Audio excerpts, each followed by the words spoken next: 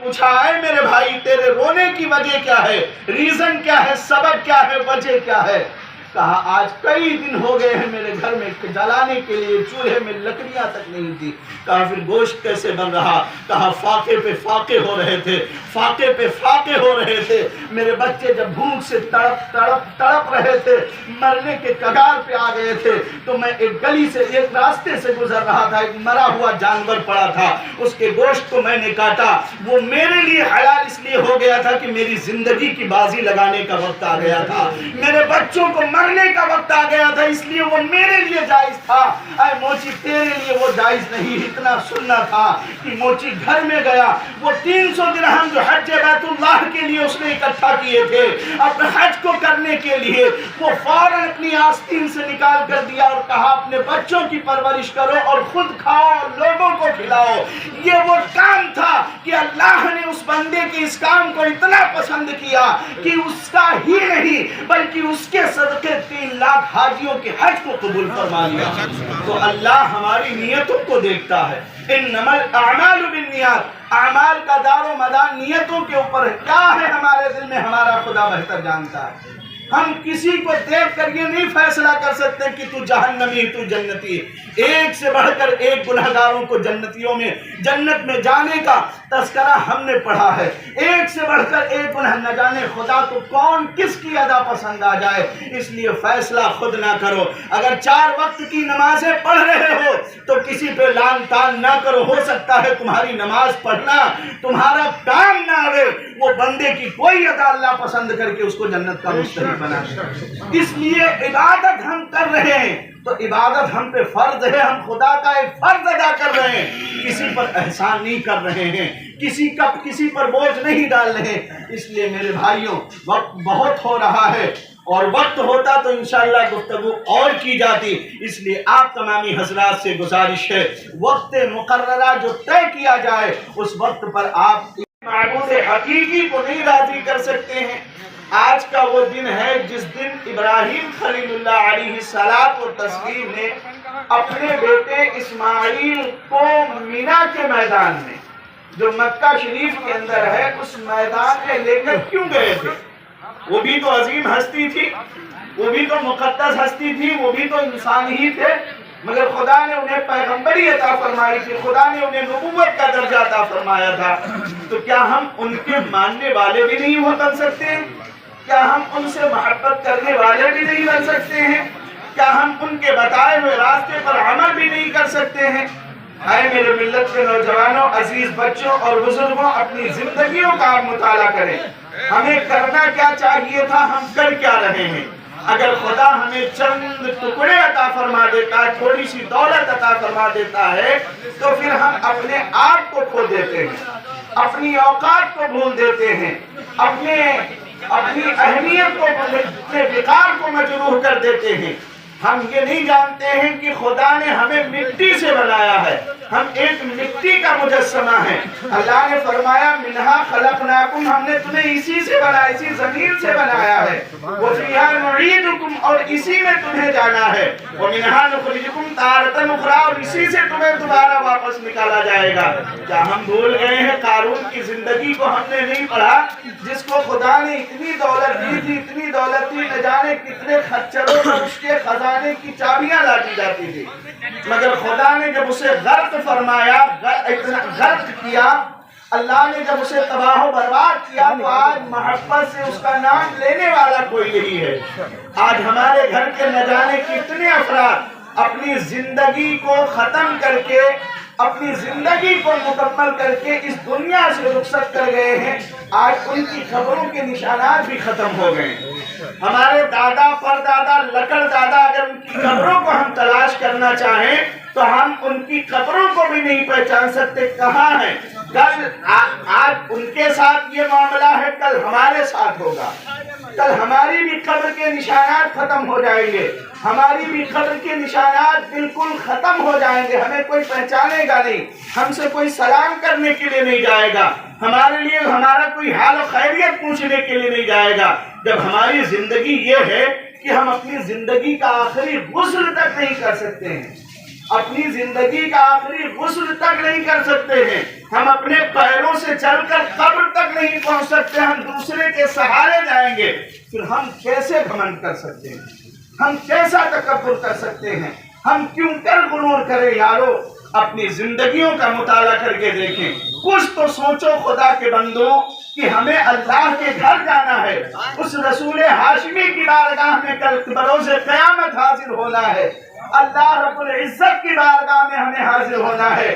جس رسول ہاشمی نے ہمارے لیے پتھر کھائے ہیں، جس رسول ہاشمی نے ہمارے لیے تکلیفیں اٹھائی ہیں، جس مدینے کے مختار نے ہمارے لیے جو ہے تکلیفیں اٹھائی ہیں، پہاڑوں کا جو ہے مصائب کا پہاڑ آپ کے سر پہ توڑا گیا، جگہ جگہ پر آپ کو تکلیف دی گئی، مگر ہمہ وقت اپنی امت کی یاد میں میرے آقا رویا کرتے تھے، رب سے عرض کیا کرتے تھے مولا میری امت گنہگار ہے، خطا کار ہے، میرا مولا میری امت کو معاف کر دے، مولا میری امت کی مغفرت فرما دے۔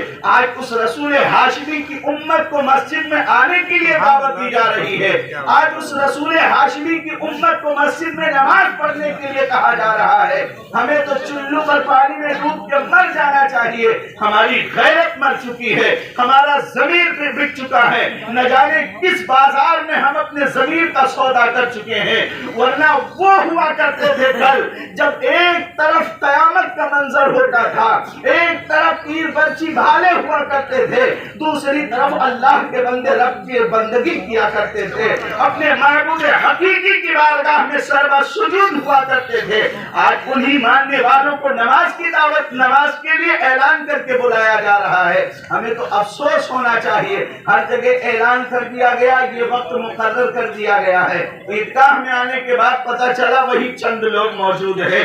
کیا نماز کے آخر وقت میں آؤ گے جب امام صاحب خطبے جو ہے مصلی پہ پہنچ جائیں گے؟ کیسی نماز؟ ایک سال کے بعد یہ موقع اللہ نے ہمیں عطا کیا ہے، نہ جانے ہمارے ساتھی کتنے پچھلے سال ایسے تھے، دو چار ضرور ایسے ہوں گے جو موجود تھے آج ہمارے ساتھ نہیں ہیں، جو پچھلے جو ہے گزری ہوئی عید میں ہمارے ساتھ نماز پڑھے تھے، مگر آج وہ ہمارا بھائی ہمارے ساتھ موجود نہیں ہے۔ کل آنے والی عید ہم ہوں گے، ہم آج ہیں، ہو سکتا ہے آنے والی عید ہمیں بھی پڑھنے کو نہ ملے، تو پھر کیوں ہم نہ پہلے اپنے رب کی بارگاہ میں پہنچے، اپنے رب کے گھر کو کیوں نہ آباد کرے؟ آج ہماری مسجدیں ہم نے مسجدوں کو ویران کر دیا ہے، مدارس سے اپنا رشتہ توڑ لیا ہے۔ میرے ملت کے نوجوانوں، اسلام ایک ایسا مقدس مذہب ہے، اسلام ایسی دعوت دیتا، ہم نے اسلام کو نہیں پڑھا ہے، ہم نے اسلام کی حقانیت کو نہیں جانا ہے، ہم نے اسلام کو نہیں سمجھا ہے۔ اسلام ہم سے کہتا کیا ہے؟ کبھی آپ نے پوچھنے کی کوشش کی ہے؟ کبھی آپ نے جاننے کی کوشش کی ہے؟ اسلام ہمارا یہ کہتا ہے آپ کے پڑوس میں رہنے والا کسی بھی دھرم کا ہو، کسی بھی مذہب کا ماننے والا ہو، کسی بھی دھرم سے تعلق رکھنے والا ہے، اگر وہ بیمار ہے تو اس کی عیادت کے لیے جاؤ، اگر وہ بھوکا ہے تو اس کو کھانا کھلانے کے لیے جاؤ، اگر وہ پیاسا ہے تو اس کو پانی پلانے کے لیے جاؤ، اگر اس کے پاس کپڑے پہننے کے لیے کپڑا نہیں ہے تو اس کے تن کو ڈھکنے کے لیے جاؤ، اگر وہ مصیبت زدہ ہے تو ہر ممکن کوشش کرو اس کی مصیبت کو دور کروانے میں۔ ہمارا دھرم تو یہ اجازت دیتا ہے، بھوکوں کو کھانا کھلانے کا نام اسلام ہے، پیاسوں کو پانی پلانے کا نام اسلام ہے، ننگوں کو کپڑا پہنانے کا نام اسلام ہے، مگر حال ہمارا یہ ہو چکا ہے اگر ہمارا بھائی بڑھ رہا ہے تو ہم تکحسد سے مرے جا رہے ہیں، ہم تکبر سے مرے جا رہے ہیں، ہم غرور سے مرے جا رہے ہیں، ہم حسد پر حسد کر رہے ہیں۔ اللہ کے نبی صلی اللہ علیہ وسلم فرماتے ہیں الحسد یاکل النار کما تاکل الحطب، حسد ایک ایسی بیماری ہے تمہاری نیکیوں کو اس طریقے سے کھا جاتی ہے جیسے آگ لکڑی کو کھا جایا کرتی ہے۔ اگر کتنی بھی آپ نمازیں پڑھتے ہیں، چاہے کعبہ کے سامنے ہی کیوں نہ پڑھتے ہو، چاہے روضہ مسجد نبوی ہی میں کیوں نہ پڑھتے ہو، اگر آپ کے سینے کے اندر حسد کی جگہ آگ جلی ہوئی ہے، آپ کا ایک سجدہ نہ کام آئے گا، آپ کے دین کے راستے میں خرچ کرنا نہ کام آئے گا۔ آج قربانی کا دن ہے، 3 دن ایسے ہیں جو اللہ کی بارگاہ میں قربانی سے زیادہ، یعنی جو ہمارے اسلام نے بتایا ہے خون، یہ جانور کا خون بہانے سے زیادہ کوئی عمل اللہ کی بارگاہ میں مقبول نہیں ہے، لیکن صرف बकरा काट कर कुर्बानी देने का नाम देने से इस्लाम जिंदा नहीं हो सकता, हमारे ईमान को कुव्वत नहीं मिल सकती है। हमें अपने नफ्स की कुर्बानी देनी होगी, हमें हसद की कुर्बानी देनी होगी, हमें बुग़्ज़ की कुर्बानी देनी होगी, हमें तकब्बुर की कुर्बानी देनी होगी, हमें मजलूमों को सताने की कुर्बानी देनी होगी। हमें मजलूमों को नहीं सताना होगा, हम तकब्बुर नहीं करेंगे, हम गुरूर नहीं करेंगे, हम हसद नहीं करेंगे, हम अपने नफ्स पर कंट्रोल करेंगे। सिर्फ जानवर को ज़िबह करके कुर्बान कर देने का नाम कुर्बानी नहीं है। अपने किरदार को भी देखना होगा, अपने अफ़आल को भी देखना होगा, अपने अहवाल को भी देखना होगा, अपनी जिंदगी को भी देखना होगा।